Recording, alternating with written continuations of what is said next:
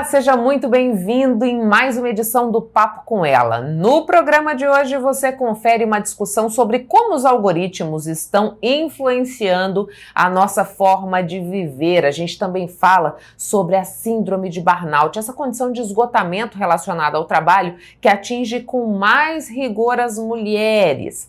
E você também confere diversas reportagens nessa nossa edição, tratando sobre cultura, com Pátia Ana, que traz aí o seu primeiro livro de poesias. Temos Papo Poesia também, a história do Yamil, um garoto de 15 anos, que é um talento no piano, e como as intervenções pedagógicas podem ajudar os estudantes a melhorarem o desempenho no Enem 2025. Tá começando mais um Papo com Ela? Pega o teu café e vem comigo que tem muita informação para você. Você já parou para pensar em como a inteligência artificial tem influenciado na maneira como enxergamos o mundo? Os algoritmos responsáveis pela criação de bolhas informacionais nas redes sociais fazem com que o indivíduo consuma apenas conteúdos relacionados àquela ideia central, tornando a perspectiva sobre um contexto, de certa forma, caolha. Mas quem está por trás desses algoritmos? Que prejuízos esse tipo de dinâmica causa? É para entender esse novo comportamento que rege as relações humanas que converso hoje com a doutora em Comunicação e Mediações Culturais, Adriele Rodrigues. Adriele, muito obrigada por aceitar o nosso convite para que a gente pudesse discutir mais sobre esse universo das redes, sobre a influência que o algoritmo tem exercido sobre as nossas vidas e também esse fenômeno das bolhas informacionais, né? Quando a gente pensa em toda essa lógica que rege a confecção de conteúdo, a distribuição de conteúdo, gera uma preocupação porque, na verdade, a gente não sabe quem está por trás do algoritmo também, né? Isso, eu que agradeço por estar aqui. Eu acho que é um tema que a gente precisa discutir mais. A gente consome muita rede social, a gente consome muita internet, mas, na verdade, a gente não discute o cenário que a gente tá inserido, né? Na verdade, a internet, ela tem uma linguagem única que a gente não estava habituado até um tempo atrás. Então, se você for parar para pensar, a internet ela não tem contexto, ela não tem autor. Então, às vezes, uma foto, alguma coisa que sai, né, na rede social, que vira um fake news, você não sabe de onde surgiu, né? Às vezes, uma curtida que você deu não era uma curtida de fato, né? Então tudo isso acaba criando um cenário que, assim, vamos dizer assim, de uma falta de controle textual, que é o que a gente tem no dia a dia. Então a gente pode dizer que a internet ela tem um outro tipo de linguagem, um outro tipo de realidade, que a gente acha que tem muito domínio, né, sobre ela, mas na verdade a gente surfa, né? Nós vamos surfando nessa onda. E aí vem os perigos disso, né? Porque, querendo ou não, você pegar uma informação, e isso acontece muito hoje em dia. Um veículo de jornalismo, por exemplo, ele só é um veículo de jornalismo se ele apurar a informação, certo? Então a gente, né, eu como jornalista posso dizer que passa por várias checagens até que uma informação seja divulgada. E o que acontece com a rede social? Qualquer um pode produzir esse conteúdo sem verificação, jogar lá na internet, que nem fazem, né? Então tá tendo um acidente, replica. Tá tendo um acidente, olha lá, o que aconteceu? Alguém morreu? Né? Ou joga alguma coisa assim. E pronto, aquilo já é o suficiente. Só que aquilo não é apurado. Então a pessoa naquela emergência, naquela ânsia de estar por dentro, de conhecer o que está acontecendo, já manda para o amigo. Aí já manda para o pai. Aí quando você vê, aquilo já é uma notícia, né? Então assim, realmente nós não estamos preparados. Nós não temos a noção da amplitude que um conteúdo em rede social pode ter. Só exemplificando, quando eu concluí a dissertação de mestrado em 2015 sobre crimes digitais, era outra realidade que a gente vivia. Hoje a gente vive, né, inteligência artificial. Mas só exemplificando que um site de notícias, mas não aqueles credíveis, é um site bem de fofoca, né? Soltou que uma moradora do bairro fazia magia negra com crianças. E essa mulher foi espancada e morta. Depois foram investigar, o site pediu desculpa, tirou do ar, mas a pessoa já tinha passado por isso, não tinha culpa nenhuma. entendeu? E não tinha como voltar atrás. Não tem como voltar atrás. Então você imagina, por exemplo, essas pessoas que perdem familiares. Aquilo fica na internet para sempre. Até hoje, esses atores, qualquer um que você jogar, corpo de não sei quem, não sei onde, você encontra. Então, assim, não que a rede social ela é o mal, né? Porque a internet ela é o que as pessoas são. Porque a internet ela é feita por pessoas. Então, da mesma maneira que no meio social, você vai ter pessoas que cometem crime, né? Que fazem o mal, você vai ter na internet também, né? A questão é que na internet você acaba entrando num local que as leis são diferentes, né? O controle é diferente. Isso acaba sendo muito perigoso se você não tiver um conhecimento de como administrar isso. Agora, Adriele, a gente está falando, né, do algoritmo e eu tenho certeza que quem está assistindo a gente já se deparou com isso. Por exemplo, eu tô correndo lá o feed, de repente eu vejo uma bolsa azul e eu clico naquela bolsa azul por alguma razão. Depois daquilo é uma enxurrada de bolsa azul que aparece para mim, né? De vários lugares diferentes e tal. Isso explica o fenômeno da bolha? Por exemplo, se eu acesso um conteúdo na rede social, eu vou ser bombardeado por aquele mesmo conteúdo reiteradas vezes? Com certeza. Inclusive, os marqueteiros aprendem a fazer isso, né? Então, dependendo da palavra que você busca, ela vai aparecer para você em todas as suas redes sociais, porque tá tudo ligado na internet. Então, às vezes você tá discutindo, e isso já aconteceu comigo, no WhatsApp, que é criptografado tecnicamente, né? E eu fui conversar com meu esposo sobre comprar uma casa, eu conversando com ele, só eu e ele. No mesmo momento que eu fui abrir o Instagram, anúncio de casa. Como que você explica isso? Você não consegue explicar isso, né? Então acaba que o algoritmo ele é treinado para fazer com que você fique mais tempo na internet. Então tudo que você busca, ele vai aparecer mais para você, ele é treinado para isso. E os marqueteiros sabem muito bem como fazer isso. Então na hora que eles vão impulsionar um conteúdo ou alguma coisa, eles colocam lá as palavras, provavelmente que você buscou, bolsa azul, a marca Cuiabá, entendeu? Isso de propósito. Só que isso também acaba filtrando o nosso conhecimento. Traz uma visão caolha, né? Exatamente, você só vai ver um lado. Então, por exemplo, vamos entrar aí nessa discussão Trump do momento. Então, se você pesquisa muito conteúdo pró, né, ao Trump, é isso que vai aparecer mais na sua rede social. Muito difícil aparecer alguma coisa que vá contra o que você pesquisa, né? Por quê? Porque o intuito da rede social ela não é ser boazinha, né? Ela não é um santo, ela tá ali para você consumir conteúdo, é um mercado. Então, para ela, quanto mais você tá ali, quanto mais você pesquisa, quanto mais você entra, melhor é. E qual que é o prejuízo da gente ter essa visão caolha, né? É aí que a gente encontra os extremismos, o discurso de ódio, essa propagação que a gente tem visto nas redes sociais. É que a gente toma o conteúdo como certo. Então, é aquela falta de contexto até, né, que a gente comentou no início. Então, você olha ali, por exemplo, você só vê um conteúdo sobre defesa de alguém. Então, você só aparece isso pra você. Aí você começa a acreditar que aquilo é verdade. Porque você não acessa outros lugares para estar por dentro do conteúdo, né? O conteúdo ele já chega para você não precisa nem ter dificuldade, né? Então, assim, o que acontece? Aí você manda pro seu pai, manda pra sua mãe, pro seu amigo, você vai criando esse cenário de que esse é um conteúdo verdadeiro, porque é só ele que aparece para você, né? Por isso que eu defendo e acho que as redes sociais, a linguagem da rede social, ela tem que ser discutida com os jovens, que os que estão vindo aí. Nós somos ávidos por rede social, nós somos os que mais consumimos a nossa idade, né? Então a gente entra em rede social, a gente, né, é produção, tem LinkedIn, tem WhatsApp, tem Insta, tem, né? Então assim, a juventude que está chegando aí, ela tem que ser ensinada e entender que a rede social é só um lado, que ela precisa acessar outras ferramentas, ela precisa ler livros, né? Ela precisa acessar conteúdo em notícias, nem que ela olhe sites diferentes ou veículos diferentes, já que tem essa discussão. Isso pensando, né, até numa construção de um pensamento crítico, né? Exatamente. Eu acho que da mesma maneira que a gente criticou muito a televisão, e critica até hoje, né? Muitas pessoas ainda endeusam a internet e não a criticam. Então é que nem eu falo, não é que é o fim do mundo, eu não acredito que nada seja o fim do mundo, sabe?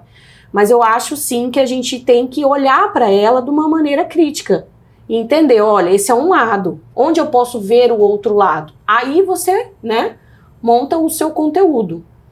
E na internet a gente vive o paradoxo, que é assim, quem não é visto não é lembrado. Só que ao mesmo tempo que você é muito visto, você também corre esse risco de estar exposto na internet. Então toda a sua opinião colocada ali pode ser usada contra você. Mesmo. Exatamente. Então a gente se doutrina a produzir aquilo que dá mais engajamento. Muitas vezes o conteúdo poderia até tomar um outro rumo, mas para que essa visualização seja alcançada, né, para que esse sucesso nas redes se faça presente, a gente se sujeita a determinadas normas. Exatamente. Não tem rede social privada. Não existe isso, tá? Mesmo que você bloqueie a sua rede social, né? Tem muita gente que faz assim, essa é minha rede profissional, essa é minha rede pessoal, essa é bloqueada para os amigos, mas você não consegue ter controle do que os seus amigos vão fazer com o seu conteúdo. Então, assim, um print é muito fácil no celular, né? Então, uma coisa que a gente tem que colocar na cabeça não existe rede social privada, tudo é público. E a gente é treinado a ser um mercado de nós mesmos. Então, hoje, o que a gente vive um marketing nosso. Então, tal como na LinkedIn, no Instagram ou em qualquer outra rede social, o que a gente faz o tempo todo é um marketing nosso. Porque quem não é visto, não é lembrado. Então, seja um marketing profissional ou um marketing enquanto uma pessoa bem-sucedida ou um marketing enquanto uma mãe exemplar, enfim, o que a gente vende na rede social é isso. O que também é prejudicial muitas vezes. Porque se você seguir um monte de influenciador, né, que é uma profissão nova agora aí, você fica louco, porque você olha assim e fala assim, minha vida tá um terror, porque, né, essa mulher acabou de ganhar filho, ela tá linda, ela tá magra, tá maravilhosa, e eu tô aqui, lutando, né? Mas tudo isso é uma montagem, é um teatro da vida. São recortes que a gente fala. Exatamente. Né? E Adriele, a gente, diante de toda essa conjuntura que você trouxe pra gente, desse impacto que esse novo modelo de comunicação causa, nós temos diversas pessoas, inclusive ministros do Supremo Tribunal Federal, defendendo uma regulamentação das redes, das big techs, porque afinal de contas o algoritmo está influenciando a nossa vida e a gente não sabe nem quem está por trás do algoritmo, como falávamos antes. Para você a regulamentação é essencial nesse processo? Talvez essencial, mas eu acho que muito desafiadora. Porque querendo ou não, nós estamos tão habituados com a rede social que a gente não consegue nem imaginar como é estar sem.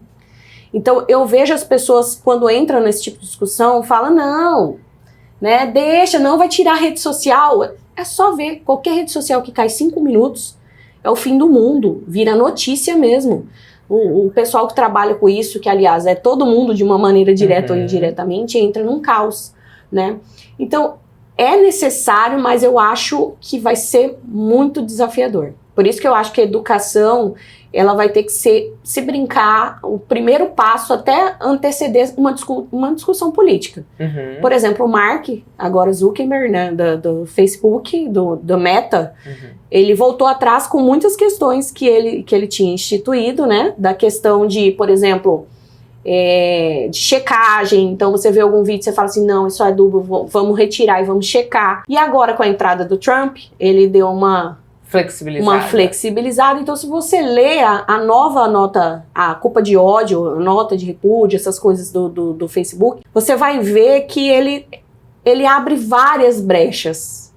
Então, assim, aí o Brasil entra naquela discussão, né? Entra a AGU, o Ministério Público Federal, fala assim, nossa, mas isso está ferindo a soberania nacional, e fica nessa discussão de quem manda e quem não manda, entendeu? E eu, sinceramente, eu acho que essa discussão ainda vai longe, longe, longe, longe. Porque o brasileiro, ele muitas vezes ele pode até entender que tem essa briga aí, mas ele vai optar a rede social. Ele vai optar pela rede social. Independente do prejuízo que ela possa estar causando, independente dos ganhos financeiros que as Big Techs têm, né? Exatamente. A que preço, não importa, enfim. Exatamente. Existe aí, realmente, é aquilo que você disse, né? A rede social, ela foi feita para que a gente fique mais tempo nela, para que a gente tenha esse consumo que se pretende, e a gente às vezes não tem esse pensamento crítico, né? Na maioria das vezes a gente não tem, porque a rede social é vista como entretenimento. Mas a gente sabe que ela é muito mais que entretenimento, né? Então hoje ela é trabalho, hoje ela é educação, hoje ela é tudo.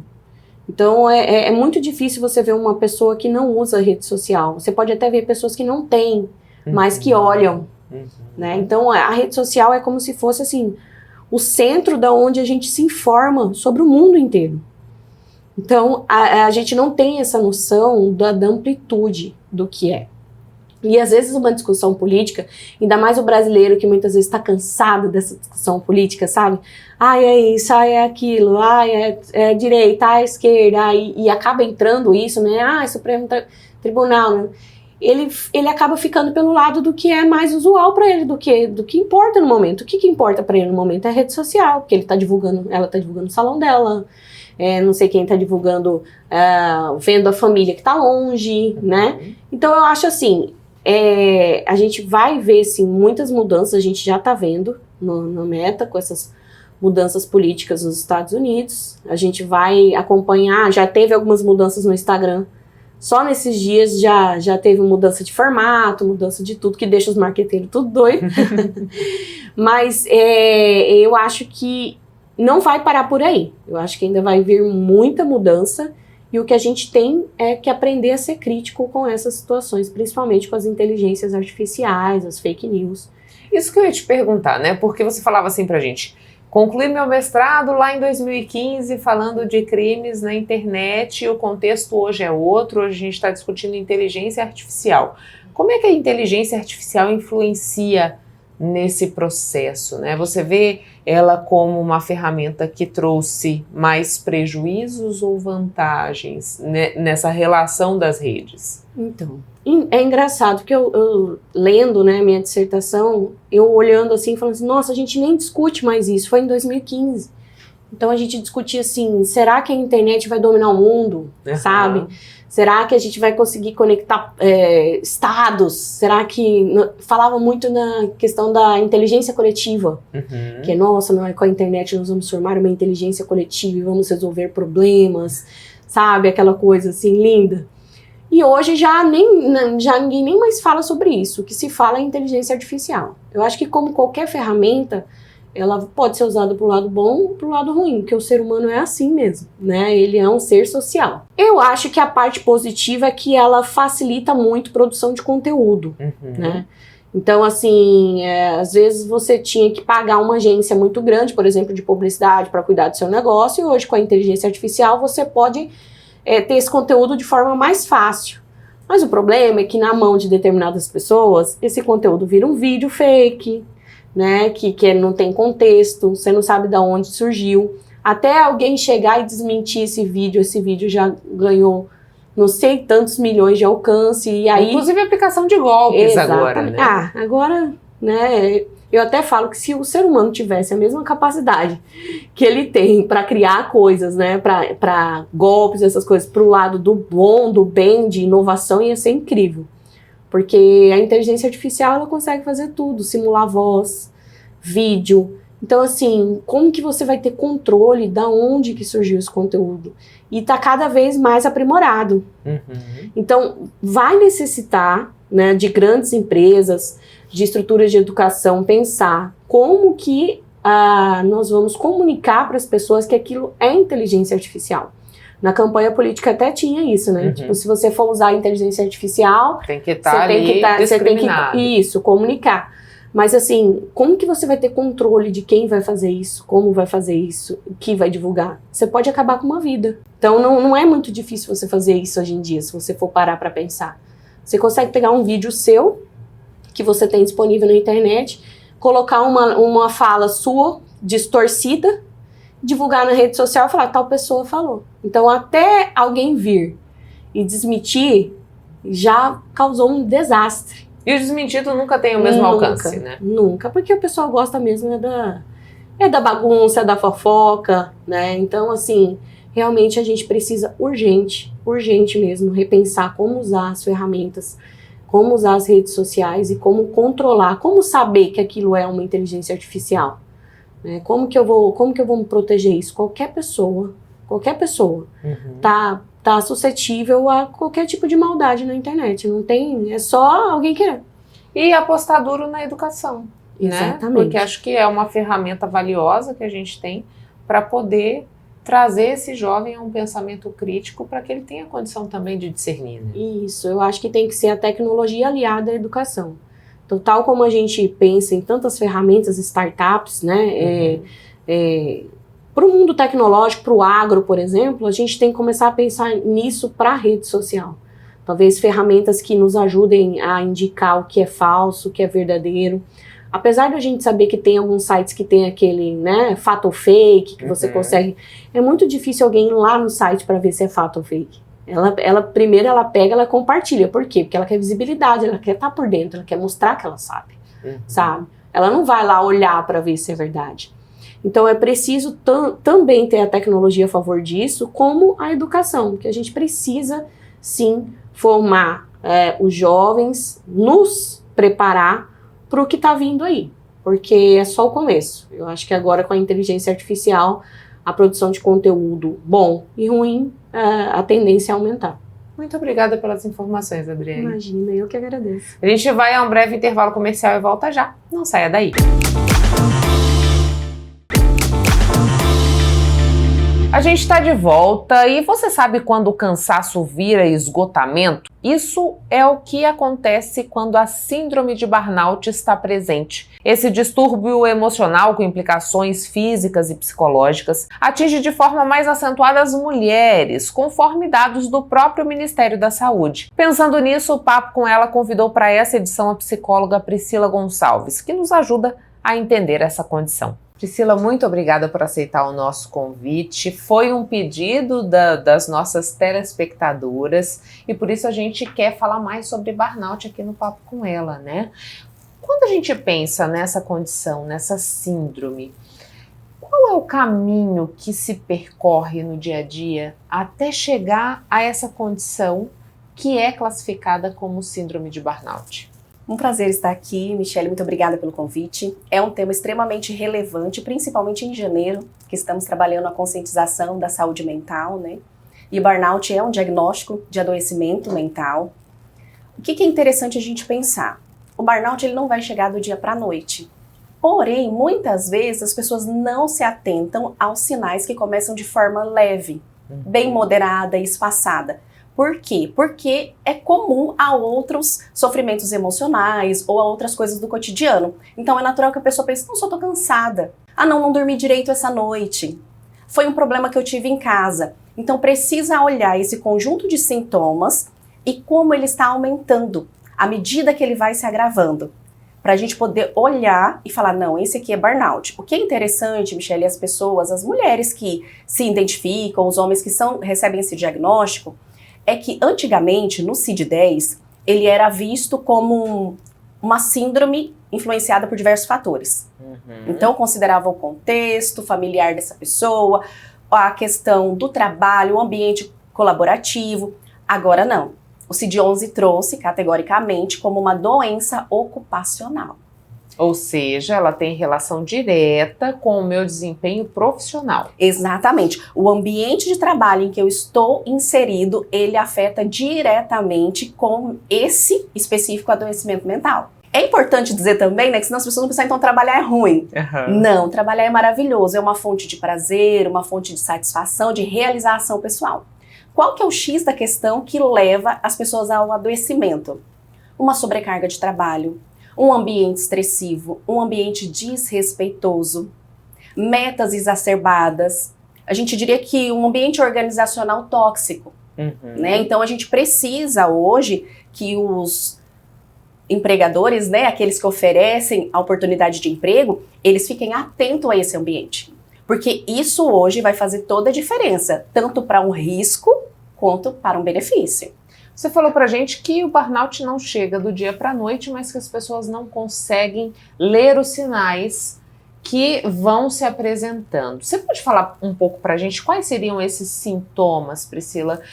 É só, por exemplo, esse sintoma pode ser físico, esse sintoma é emocional, esse sintoma é uma dificuldade mental. Onde é que ele se manifesta? Fisicamente ele vai se apresentar, então o interessante é que o diagnóstico ele seja feito sempre por um psiquiatra, juntamente com uma avaliação psicológica, né? Como que eu sei, Priscila, se tá na hora de eu buscar um psiquiatra? Essa é a sua pergunta, né? Ou se é outra coisa que eu não percebi.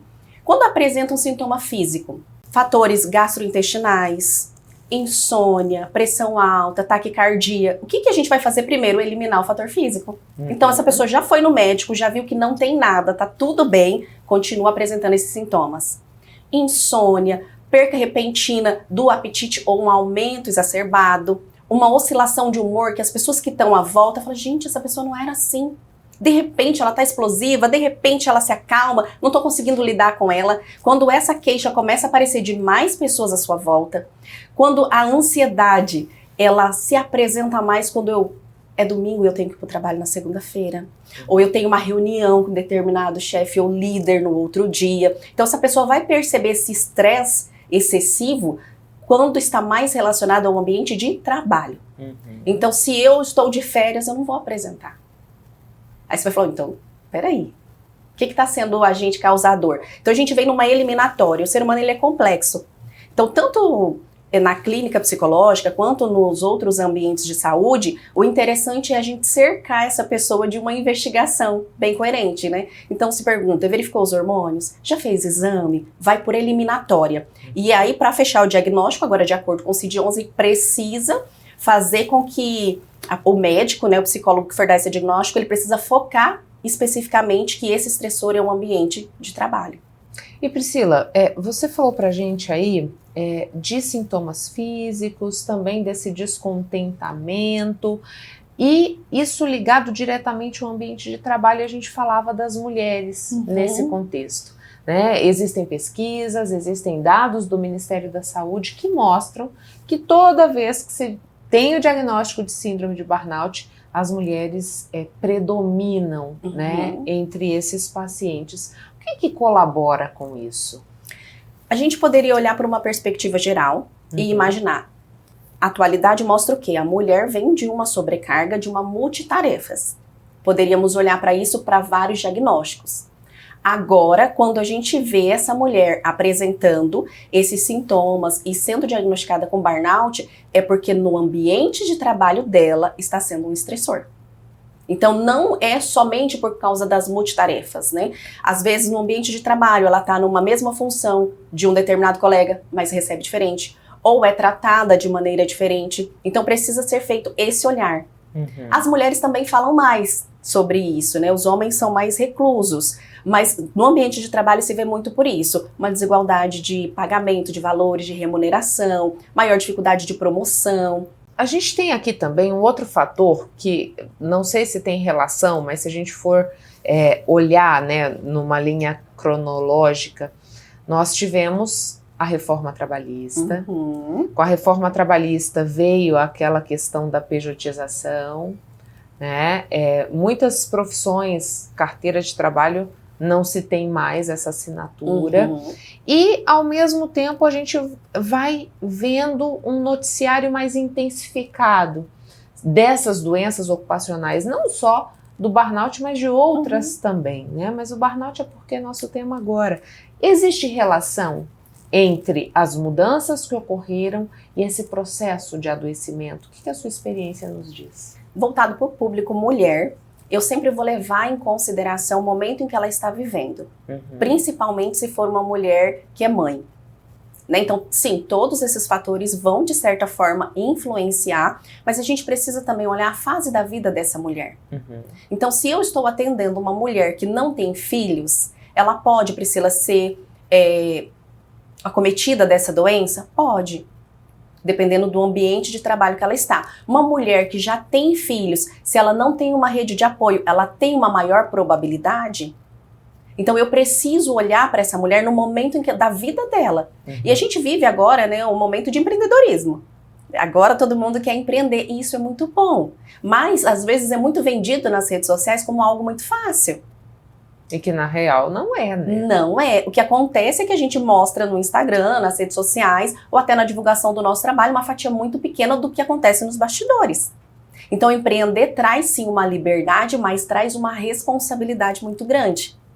Então, eu consideraria até dizer, né, é possível que até um empreendedor tenha burnout? Sim. E ele mesmo sendo seu próprio chefe. Então, por isso que a gente precisa considerar o ser humano como um todo, ele é complexo. Nós precisamos olhar para as diferentes áreas da vida. Às vezes a doença ela se manifesta ali, no ambiente ocupacional. Eu gosto muito de dizer para as pessoas, você tem olhado para você? Como que estão os outros pilares da sua vida? Porque eu penso, a gente tenta separar a vida, não é assim? Então assim, na família, na empresa, na igreja, no ambiente social, com os meus amigos, é vida. É vida. E uma influencia a outra, não tem como, né? Totalmente. Um setor influencia o outro. Então, as pesquisas até mostram que um exemplo, né, desse empresário evitar que isso aconteça na sua empresa na hora da contratação. Fazer uma avaliação psicológica, uma contratação avaliando o contexto social desse colaborador, o perfil psicológico e a função que ele vai executar. Como eu disse que nós somos seres humanos complexos, eu tenho um perfil que é mais expansivo. Eu tenho um perfil que é mais introvertido. Se na hora da contratação não é levado em consideração esses pilares que eu disse, você corre o risco de colocar uma pessoa que ela vai trabalhar sobre uma pressão e um estresse muito grande e o perfil psicológico dela não comporta. Entende? Então é possível que o ambiente organizacional seja saudável e uma pessoa esteja numa função que não combina com o perfil dela. Se ela está ali contra as suas características, a possibilidade de se esgotar e de se estressar e de desenvolver a síndrome é muito maior. Muito maior. Agora, Priscila, uma dúvida. A Michele foi diagnosticada com síndrome de burnout. Ela vai precisar fazer que mudanças na vida dela? Né? Consequentemente, ela vai ser obrigada a buscar uma outra colocação profissional, ter um outro tipo de relação com essa esfera do trabalho. Uma vez diagnosticada com a síndrome, essa síndrome é possível ser superada ou é um quadro permanente? É, um quadro que vai se manter se em algum momento eu escorregar, ele se apresenta de novo. Eu queria que você falasse um pouco disso, assim. Vai sim ter que ter mudanças, né? Geralmente, quando a pessoa recebe o diagnóstico, a primeira coisa a se fazer é afastar do ambiente de trabalho. Esse afastamento hoje, né, com essas mudanças que aconteceu, ela pode ficar 15 dias afastada por atestado, depois continuar o tratamento encostada pelo INSS. Quando retorna com a segurança de não poder ser dispensada, a não ser por justa causa, no período de 12 meses. O que acontece quando a pessoa recebe o diagnóstico?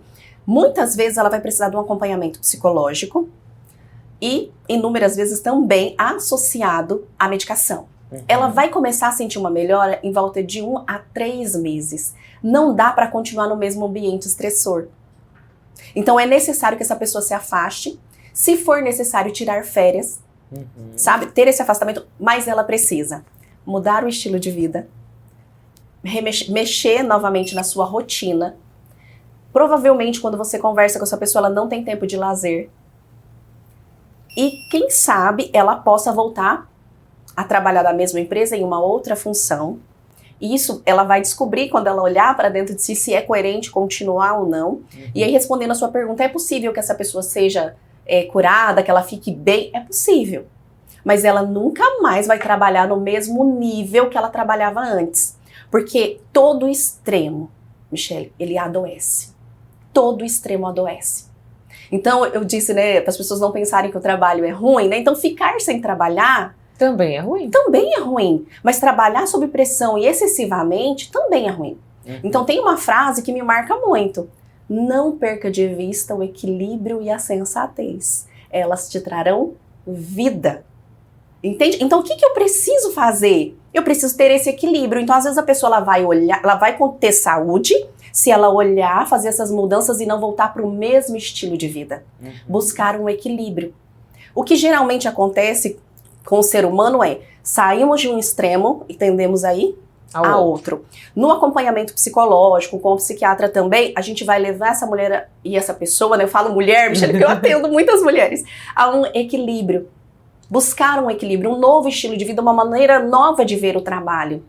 Então é comum que essas pessoas fiquem bem porque elas mudaram ou o ambiente ocupacional, juntamente o estilo de vida, uma nova rotina, tem mais lazer, olharam para os 5 pilares da vida, né, que eu didaticamente ensino às minhas pacientes para que elas possam olhar para tudo isso, né, que é o social, o emocional, o físico, o espiritual e o financeiro.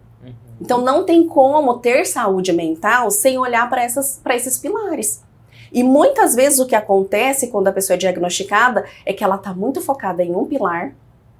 E os demais estão esquecidos. Os demais estão esquecidos. E detalhe, né? Esse pilar que ela está focado é um agente estressor. Então, assim, às vezes dá para evitar? Não dá.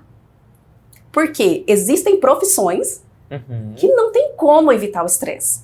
Aí o caminho seria fortalecer os outros pilares. Isso, e ter estratégias. Né? Que estratégias, por exemplo, quais são as profissões? Todos os profissionais da área da saúde, policiais, magistrados, bombeiros, telemarketing, porque são pessoas que estão à frente do público ou na linha de frente de combate. Então essas pessoas não têm como não viver em um ambiente estressor. O que eu faço como estratégia preventiva? Precisa autoconhecimento para identificar seus pontos fortes, a pessoa precisa desenvolver resiliência, precisa saber identificar as suas emoções e acolher as suas emoções, porque ela vai estar em um ambiente estressor. Ela precisa fazer pausas estratégicas no trabalho. Então não é porque eu sou policial que eu preciso trabalhar exaustivamente em um ambiente extremamente estressor sem pausas. Ela precisa fazer pausas sem internet, que é o mais difícil hoje em dia, né? A hora da pausa, a pessoa tá resolvendo, pagando boleto, mandando mensagem. Não. Ou correndo tela, né? Que Ou a gente tela. entende ser um descanso, mas na verdade não é. Não é. Então, assim, precisa ser de fato um tempo de descanso. Precisa se colocar na agenda. Porque principalmente a mulher diz o quê? Eu não tenho tempo. E aí você olha para ela e fala, realmente. Porque ela espera sobrar um tempo para ela entrar. E não, se ela não se colocar na agenda, esse tempo nunca aparece. Nunca aparece. Né? E aí esse trabalhador precisa o quê? Colocar esses tempos de pausa. Então, a atendente de telemarketing que fica ali o tempo inteiro, né? É o rosto da empresa, toda reclamação vai vir sobre ela. Ela precisa fazer pausas. Ela precisa se desconectar. Ela precisa se regular. Né? Porque a gente não controla a emoção. Um cliente foi ofensivo, ela vai ficar alterada. O que ela faz? Ela precisa, no momento, sair, acolher a emoção, se regular para que ela volte para o atendimento. Então, essas são medidas importantes para evitar que chegue a esse extremo. Muito obrigada pelas informações, Priscila. Pessoal, a gente precisa falar de um assunto sério que é a violência contra a mulher. Nós sabemos que os casos de violência doméstica são altos e é por isso que o governo de Mato Grosso lançou o movimento MT por Elas. Se você sofre qualquer tipo de violência física, sexual, psicológica, moral ou patrimonial, saiba que não está sozinha. O programa Ser Família Mulher lançou esse movimento para dar um basta à agressão de milhares de mulheres por todos os lugares. A gente não pode mais ignorar gritos de dor e sofrimento. O governo de Mato Grosso está pronto para acolher qualquer mulher que esteja sofrendo algum tipo de violência. Denuncie 180. Em casos de emergência, ligue 190. Repetindo, denuncie 180. Em casos de emergência, ligue 190. Governo de Mato Grosso. A gente vai a um breve intervalo comercial, mas o papo volta já. Não saia daí.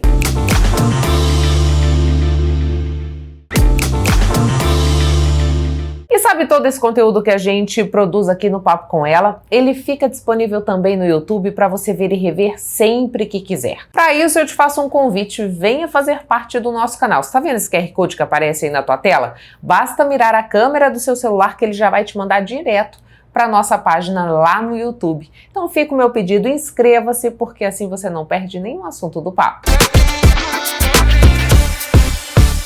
O resultado do Enem 2024 apontou que nenhum aluno de Mato Grosso conquistou a nota máxima em redação. Particularmente em Cuiabá, a média dos estudantes foi baixa em matemática, ciências da natureza e ciências humanas. Em 2025 tem Enem de novo e as intervenções pedagógicas podem ajudar esses jovens a melhorar o seu desempenho.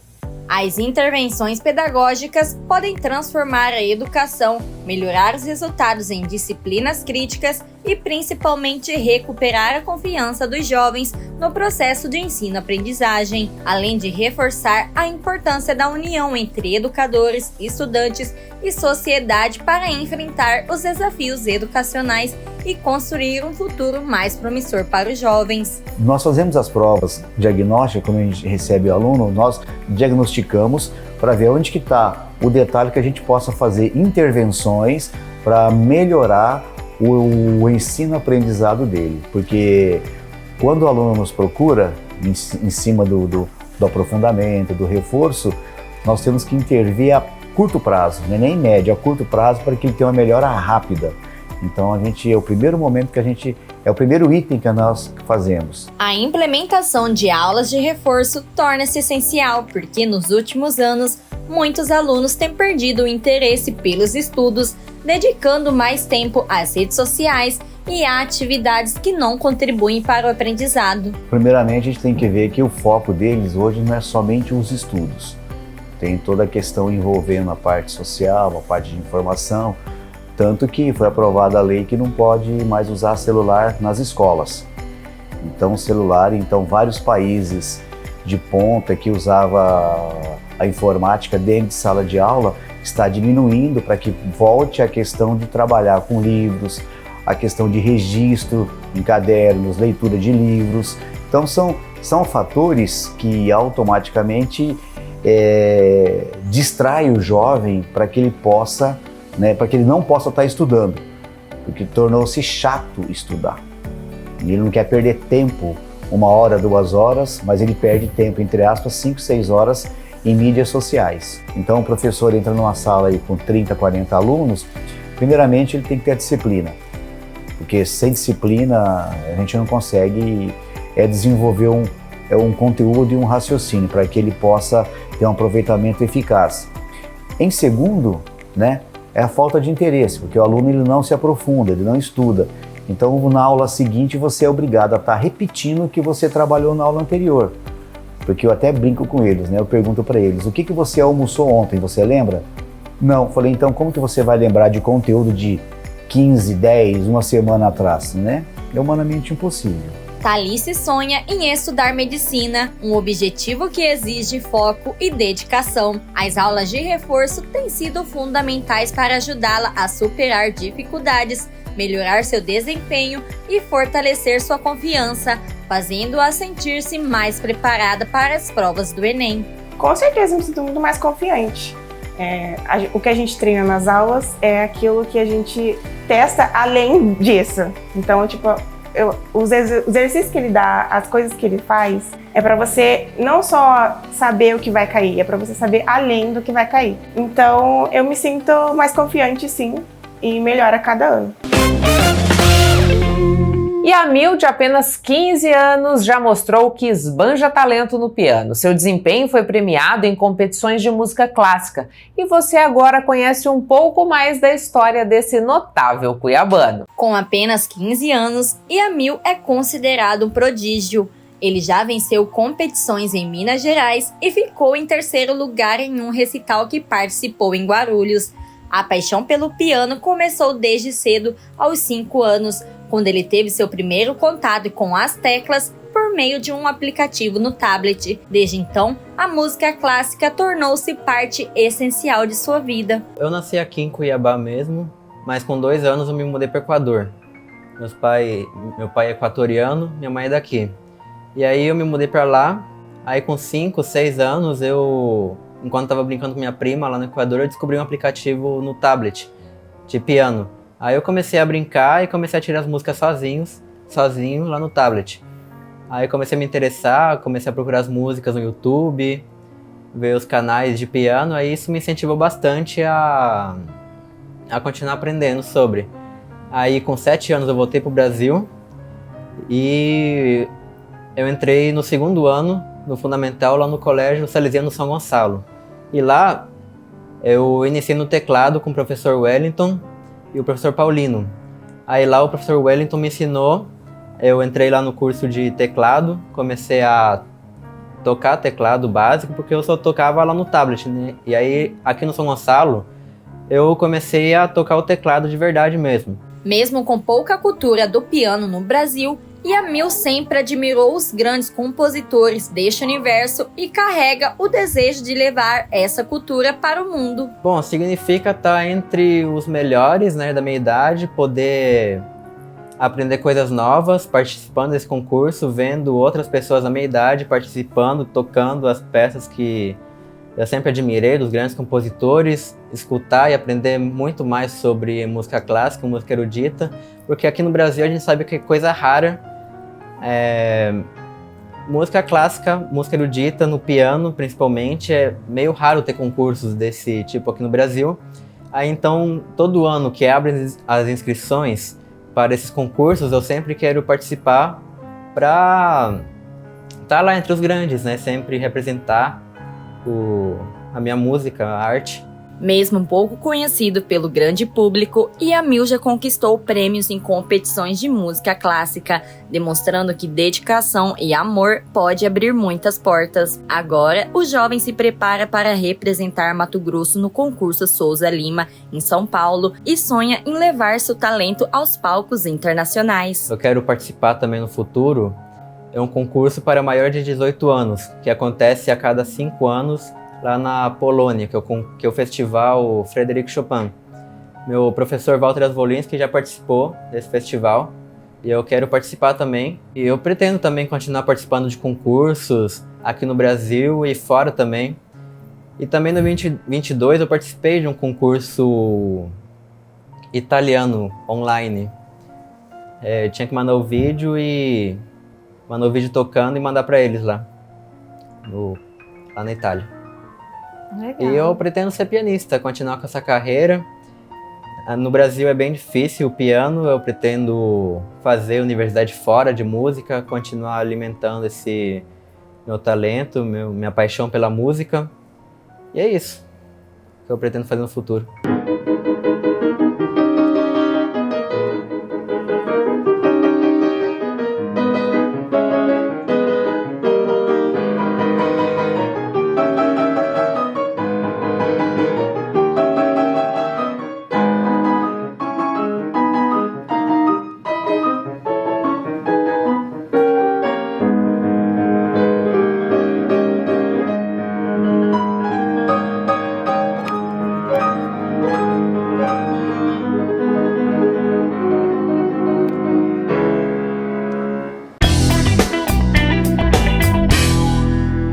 Cantora e compositora consagrada Pátia Ana lança o seu primeiro livro de poesia intitulado Filha do Vento. Pátia Ana tem se destacado como cantora, compositora, poeta e atriz, utilizando suas criações para celebrar a ancestralidade, a negritude e as conexões humanas.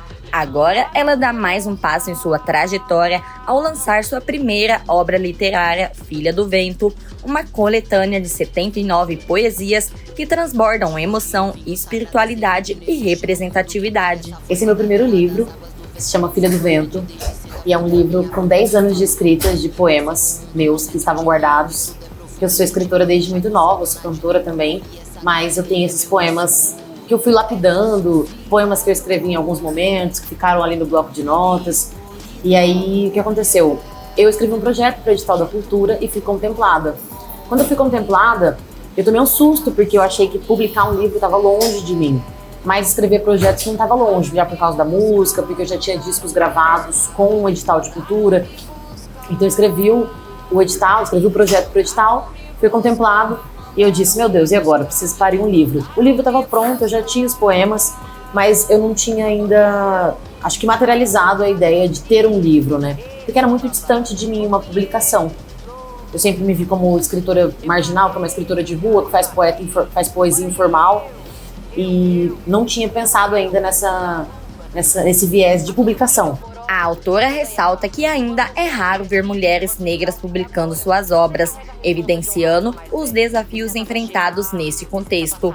As dificuldades vão além das barreiras de gênero, abrangendo questões financeiras e a falta de incentivo aos escritores em geral, especialmente aos que pertencem a grupos subrepresentados. Mesmo que sutil, mesmo que eu não entendesse, é a invalidação da escrita de mulheres negras. Primeiro de mulheres, né, porque antigamente quem costumava publicar eram somente os homens. Os homens poderiam ser escritores, os homens tinham teses publicadas, os homens tinham artigos publicados, né? As mulheres não tinham esse direito. Então, acho que, primeiramente, assim, ser mulher é uma coisa que te barra na literatura também. Atualmente também, não é só antigamente. Porque em 1960 os homens publicavam. Não, hoje também as mulheres enfrentam essas dificuldades, né? Depois, a dificuldade de ser uma mulher negra publicando. Porque é uma coisa que está distante da minha realidade e de outras realidades também, né? Mas acho que uma das maiores dificuldades é o incentivo. Porque, se a gente for parar para pensar, o escritor, ou ele conta com o edital, fazer uma publicação é muito caro. Publicar um livro, esse livrinho, que às vezes as pessoas não querem pagar 30, 40 reais, 50, que seja, é muito caro. Então, acho que essa dificuldade financeira também existe. Mas tem outras barreiras sutis, que são as barreiras do preconceito, são as barreiras da falta de espaço, da marginalização dessas escritas. Eu sou uma poeta que não estou inserida numa maneira acadêmica de escrever. Apesar dos desafios, a artista acredita na importância de persistir e ocupar espaços na literatura, trazendo à tona narrativas que reflitam a pluralidade de vozes e vivências, inspirando novas gerações de escritores. A mensagem que eu tenho para deixar para outras escritoras é que a gente não precisa ter vergonha de pedir ajuda. Não tem problema não saber qual o caminho da publicação, porque é um caminho diferente, é um caminho burocrático mesmo. Essa mesma dica eu dou se for envolver a música. Não tem problema você não saber como você faz para lançar a sua primeira música ou como você faz para produzir o seu primeiro livro. Pedir ajuda não é um problema. Então, para mim, foi muito fortalecedor pedir ajuda. Pedir uma mínima orientação. A Larissa não fez rios e mundos por mim. Ela não redigiu meu livro, ela não leu o livro inteiro e me deu uma opinião, não foi isso que ela fez por mim. Ela me passou um contato de uma editora, que foi a editora que me abraçou, que também tinha abraçado ela.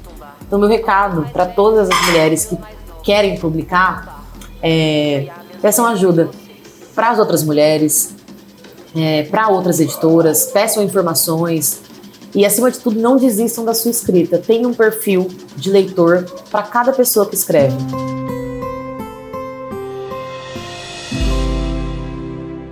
O poema Laudo, que integra o livro Domicílio, foi a escolha da imortal Marta Coco para o nosso Papo Poesia. Ela ocupa a cadeira de número 18 na Academia Mato Grossense de Letras e é a autora da obra. Mesmo sem laudo, sinto-me nesses dias absolutamente desenganada desse restrito catálogo que nos diz espécie sapiens sapiens.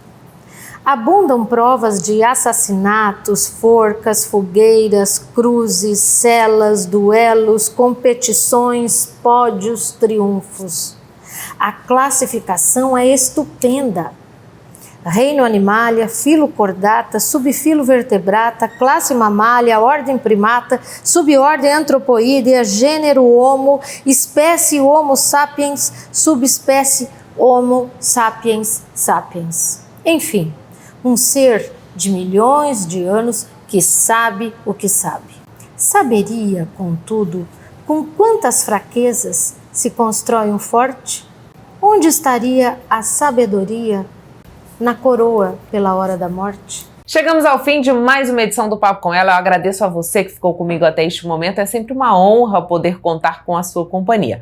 Mas antes de ir embora, eu quero te fazer um pedido. Siga o Papo com Ela no Instagram, no Facebook, no TikTok, no YouTube. Se inscreva no nosso canal. Lembrando que você pode também mandar sugestões sobre aquilo que você gostaria de assistir aqui no Papo com Ela. Para isso, você pode fazer contato com a gente pelas nossas redes sociais e também por esse e-mail que aparece na tua tela. Esses canais você também pode fazer contato para que tenha a sua marca divulgada aqui no Papo com Ela. Faça contato com a gente, conte aí as suas demandas e desejo que você tenha uma excelente semana, um excelente fim de semana e na sexta que vem eu tô de volta trazendo muito mais informação para você. Um beijo e até lá!